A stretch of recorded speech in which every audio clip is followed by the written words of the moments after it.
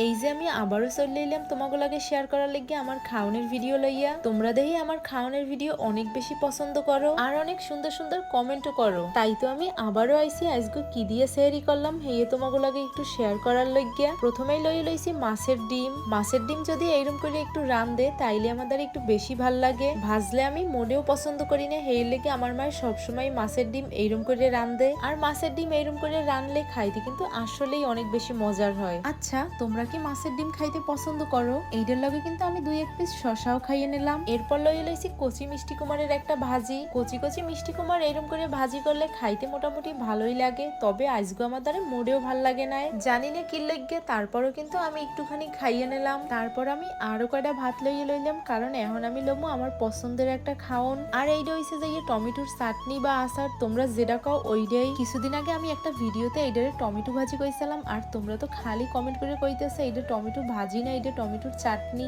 যাই হোক না কেন, এটা খাইতে কিন্তু আমার দ্বারা বেশ ভালোই লাগে। জানো, এই টমেটো ভাজি দিয়ে কিন্তু আমি মজা করে অনেকগুলো ভাত খাইয়ে নিলাম। তারপর লইছি একটা মাছের মাথা। এখন আমার মাছ খাইতে একদমই ইচ্ছে করছিল না, আর আমার মায়ে তো নাসর বান্দা মাছ না খাইলে ছাড়বেই না, তাই আমি এই মাছের মাথাটা লইলাম। কারণ মাছের মাথার এই কাটা কোডা আর মাংসের হাড্ডি গুড্ডি খাইতে আমাদের একটু বেশি ভাল লাগে। আর জানো, এই মাছের মাথা খাইতে তো আমার অনেক সময় লাগবে। আমি খাইতে থাই আর তোমরা কমেন্ট করে জানাই দাও তোমাকে দ্বারা আমার এই ভিডিওটা কেমন লাগছে। দেখা হইবে আবার নতুন কোনো ভিডিওতে, ততক্ষণ ভালো থাকো, বাই বাই।